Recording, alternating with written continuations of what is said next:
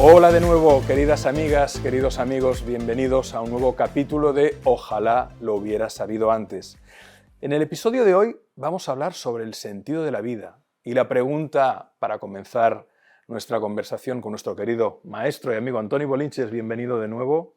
Encantado de reencontraros.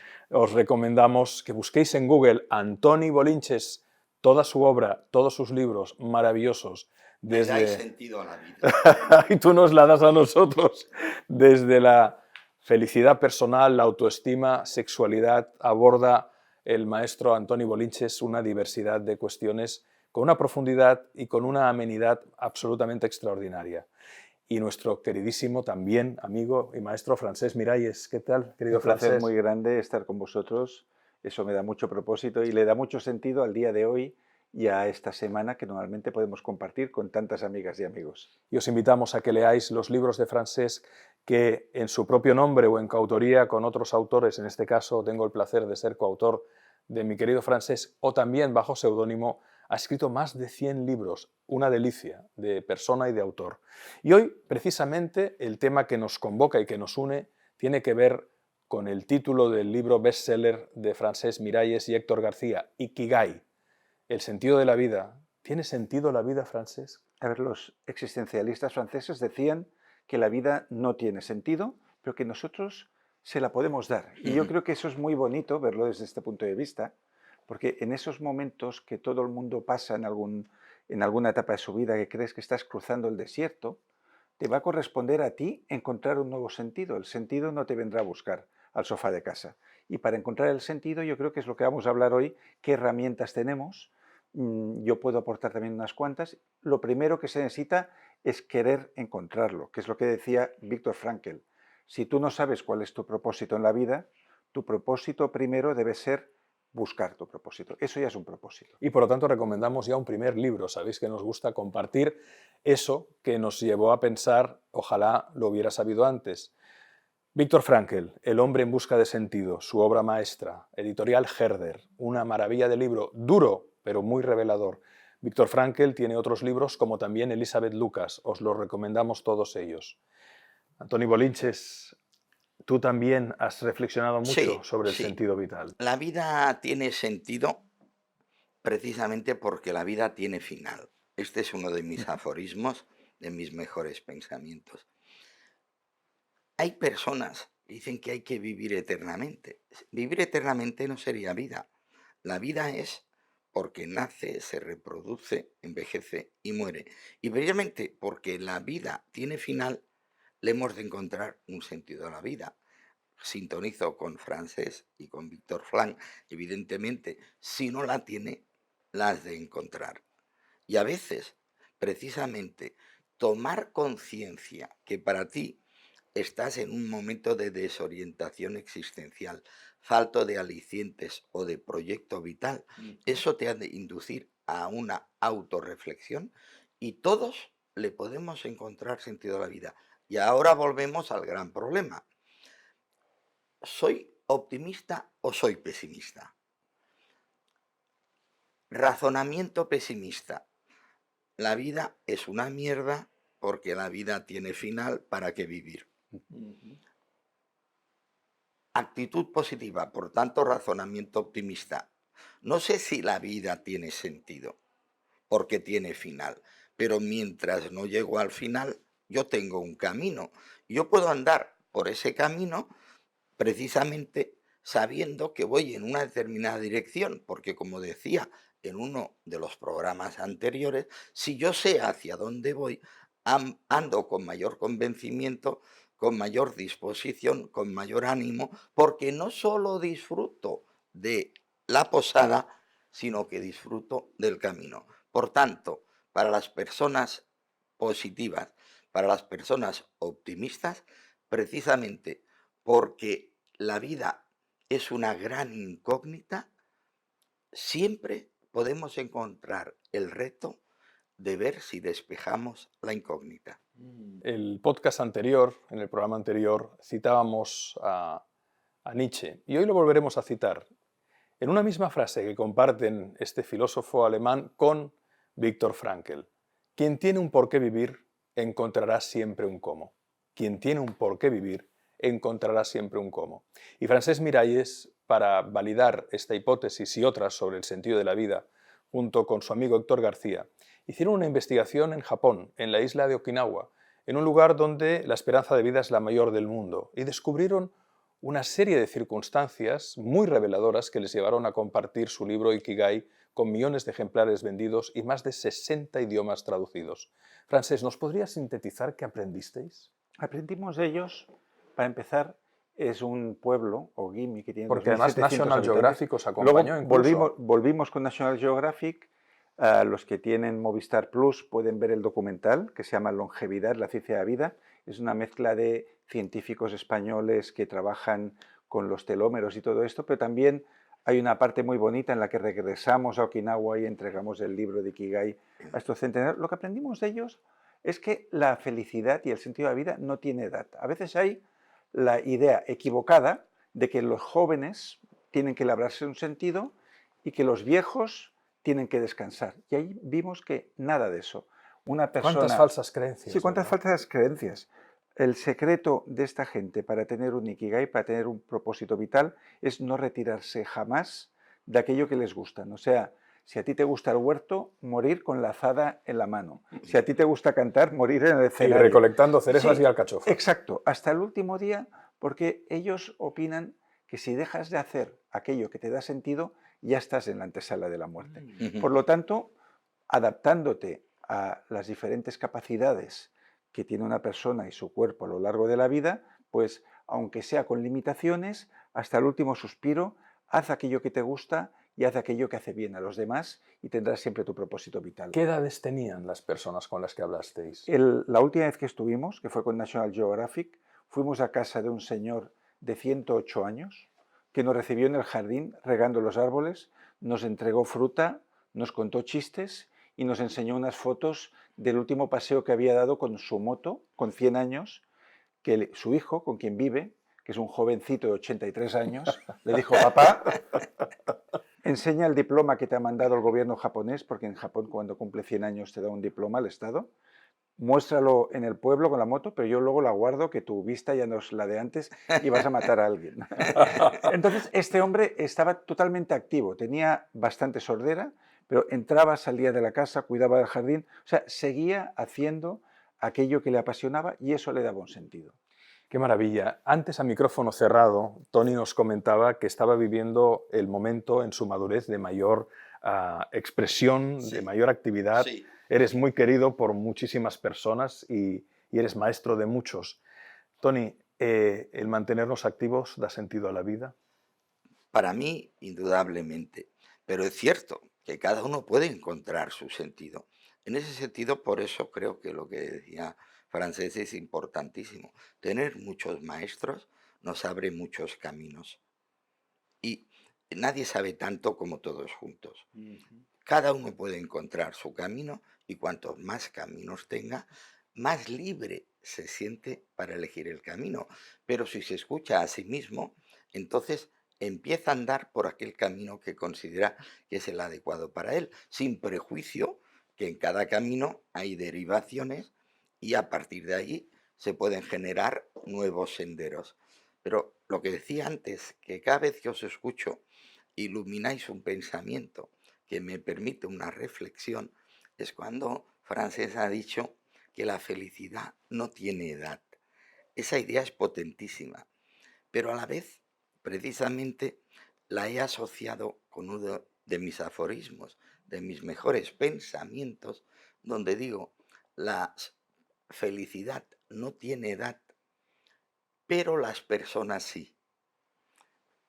Lo cual quiere decir que no podemos pretender ser felices de la misma manera en las distintas etapas de la vida.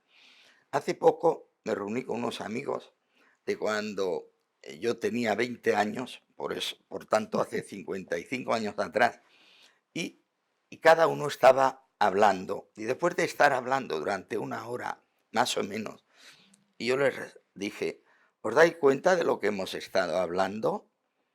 Dicen: sí. Digo: ¿de qué hemos estado hablando? Dice: de nuestros achaques de salud. Digo, ¿Recordáis de que hablábamos hace 50 años y todos nos pusimos a reír? Hablábamos de las novias que teníamos, las que nos habían dejado o las que queríamos que lo fuera. Cada edad de la vida puede ser la mejor a condición de que no pretendamos que lo sea de la misma manera.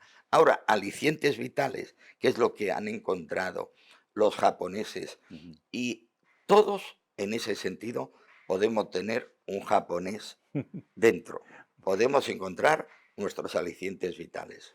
Sí, y ya que mencionas Japón, Japón es un país que Alex conoce también muy bien, porque la buena suerte fue un tremendo éxito ahí, fuimos de promoción con el Aviento de la Felicidad.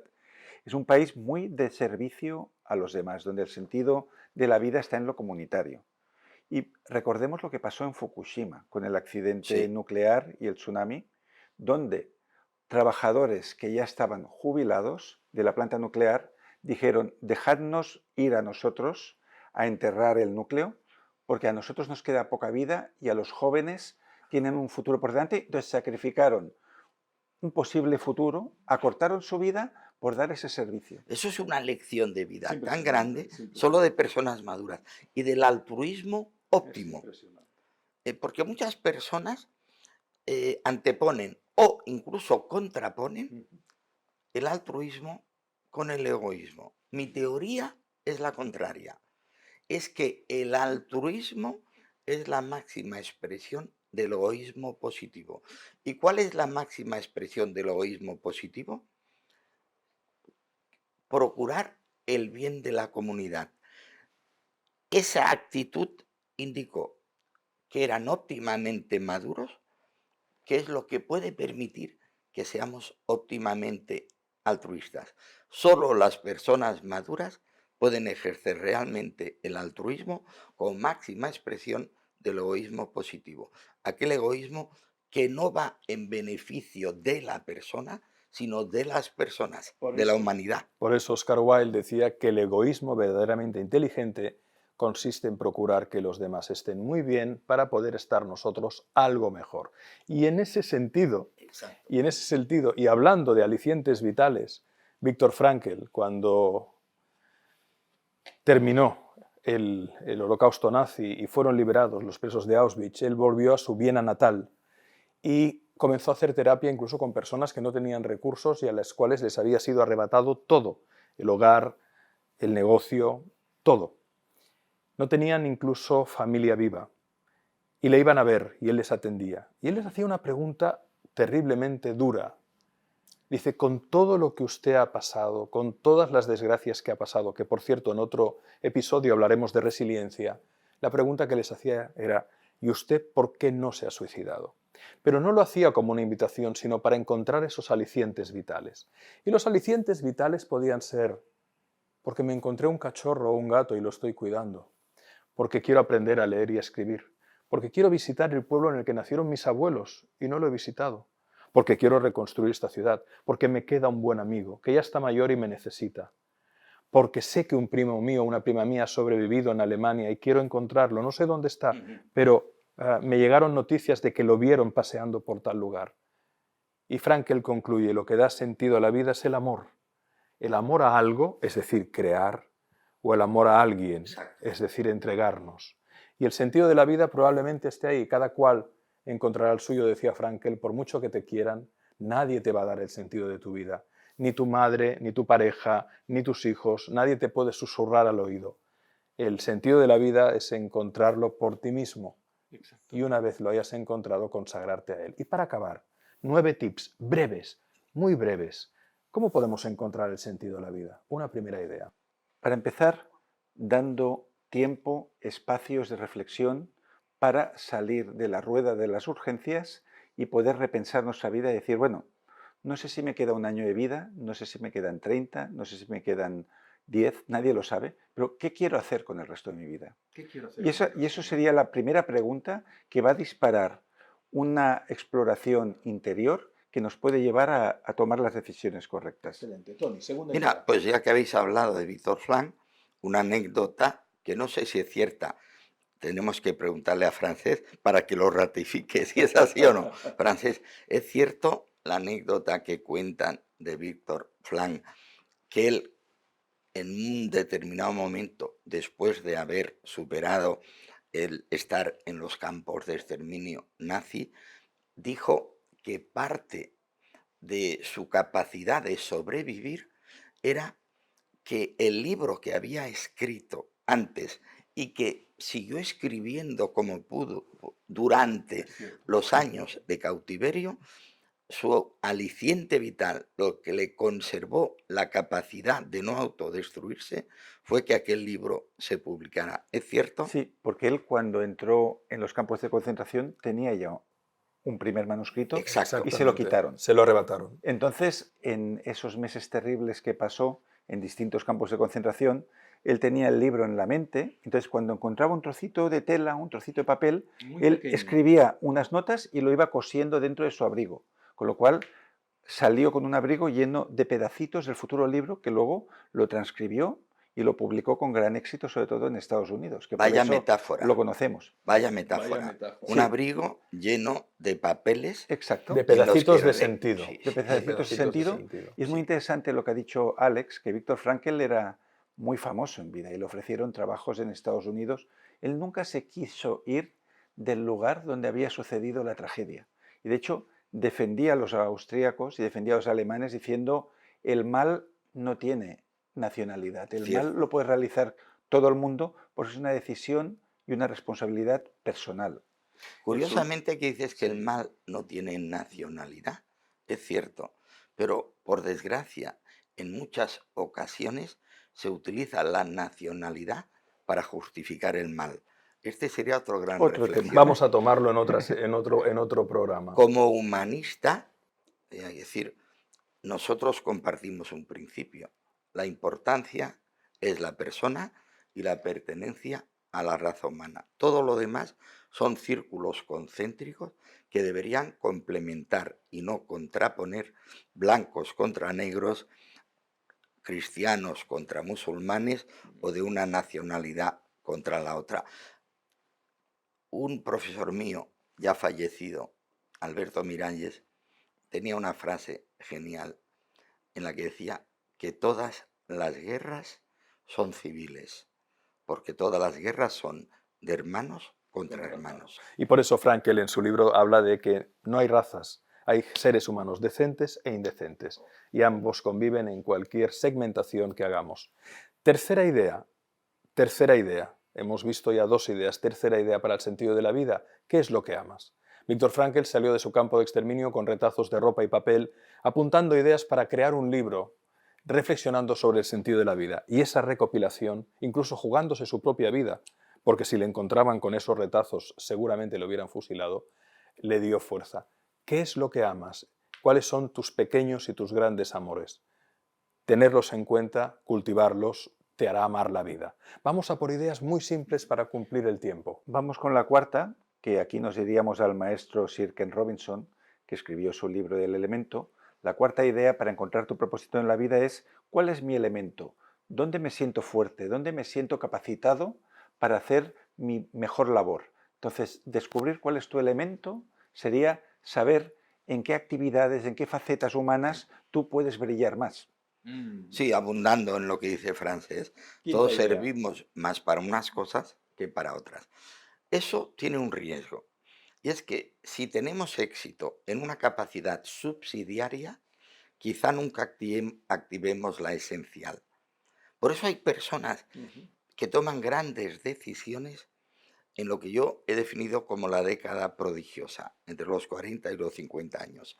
Cuando uno está en la mitad de la vida y se da cuenta que la vida no va en la dirección que él esperaba, o se da cuenta que su éxito, aunque sea importante, no le permite una satisfacción vital suficiente. Y hay personas que se dan cuenta que han tenido éxito en una capacidad subsidiaria que les ha hecho olvidar su sentido de la vida originario, su propósito ideal, su capacidad óptima. Y ese es un gran peligro que deberíamos resolver a través del diálogo interior. Aquello que me da éxito me hace a la vez feliz. Qué bueno. Ese es el gran tema. Quinta idea. Hablaremos del éxito entonces. Otro capítulo sobre el éxito. La sexta idea tiene que ver con lo que acaba de decir Tony, la capacidad de reflexión. No puede haber sabiduría sin reflexión y no puede haber reflexión sin quietud, pero la cuestión es que las personas reflexionamos o por convicción o por bofetada. Así que nos puede ayudar a encontrar un sentido de la vida detenernos a reflexionar, pararnos, escribir, apuntar, hacer un diario, darnos cuenta de ese diálogo interno que decía Tony, qué nos decimos a nosotros mismos, cuáles son nuestros procesos. ¿Tenemos una comunicación constructiva con nosotros o la tenemos destructiva? ¿Cómo nos tratamos internamente? Porque evidentemente, y retomando lo que hemos dicho en otros episodios, la persona pesimista, la persona que se fija en lo oscuro, en lo negativo, la persona que ve películas de terror o de sufrimiento constante y que vive en ansiedad, difícilmente podrá encontrar que la vida tiene sentido. Pero sin negar la realidad, sin negar el total de la realidad, también pongamos atención a aquello que realmente, literalmente, vale la pena. Porque la pena estará, pero la pena puede aportarnos valor si sabemos gestionar los desafíos de la vida. Por lo tanto, conocernos a nosotros mismos nos puede ayudar, gracias a la reflexión, a cultivar la sabiduría y desde ahí a encontrar raíces para tener un sentido vital. La octava idea, ¿cuál sería? La octava Francesc? idea, yo diría que es estar atentos a lo que la vida pide de ti. Voy a poner un pequeño ejemplo. O sea, también el propósito vital no lo marca solo uno. También el mundo te dice, por ejemplo, si a ti muchas personas te dicen, tú sabes escuchar muy bien, pues ahí hay un alma de terapeuta que quizás hay que desarrollar. Y yo, por ejemplo, siendo adolescente, cuando iba a una academia de la calle Montaner, que ya no existe, para hacer el bachillerato, recuerdo que en esa época empecé a escribir cuentos y los enviaba a una radio de Barcelona, una radio alternativa, y estos cuentos tenían mucho éxito en antena y muchos los repitieron 3 y 4 veces, pero yo no capté el mensaje de que el mundo estaba pidiendo de mí que escribiera. Por lo tanto, hay que estar atento al feedback. Al feedback es lo que la gente que te quiere o lo que la gente a la que tú beneficias dicen que tú puedes aportar al mundo. Cierto. Mira, tu experiencia personal creo que es un referente que nos puede ser muy útil como reflexión. Fíjate, tú no estabas atento a lo que decían de ti porque tú tenías la capacidad, pero aún no tenías la seguridad. Cuando uno es joven es imposible que uno tenga seguridad. Puede tener expectativa, puede tener ilusión, pero la seguridad te la va dando el adecuado ejercicio de aquello para lo que sirves y el refuerzo positivo que vas recibiendo. Por eso decía antes que no podemos ser tan inseguros como para depender de la opinión ajena, pero tampoco tan seguros como para prescindir. Por tanto, si a ti te van diciendo cosas en una fase que eres inseguro, que te van dando seguridad, tú vas confiando en tu potencial porque te lo están confirmando desde fuera. Y por eso mi reflexión última sería simplemente que en la vida los buenos momentos son para disfrutar y los malos para aprender. Y en tus momentos de incertidumbre, gracias a los refuerzos positivos que recibiste de terceras personas, descubriste tu potencial óptimo, la de ser un gran escritor y un gran comunicador, tanto que hasta yo estoy aprendiendo a mis 76 años. En definitiva, después de escuchar a estos grandes amigos y maestros, Antoni Bolinches y Francesc Miralles, de nuevo aparece un mensaje común con los otros episodios, y es que no somos agentes pasivos de la vida, podemos decidir serlo, porque una cosa es existir y otra bien distinta es vivir. Y vivir implica consciencia, implica coraje, determinación, implica ser creadores y creadoras de nuestra buena suerte, creadores y creadoras de una narrativa que nos sostenga en la adversidad y que nos ayude a encontrar un sentido de la vida. Quizás por eso el psicoanalista Bruno Bettelheim, en su libro Psicoanálisis de los cuentos de hadas, comenzaba diciendo que los cuentos ayudan a que los niños tengan soporte vital y encuentren sentido a la vida, especialmente en momentos de adversidad.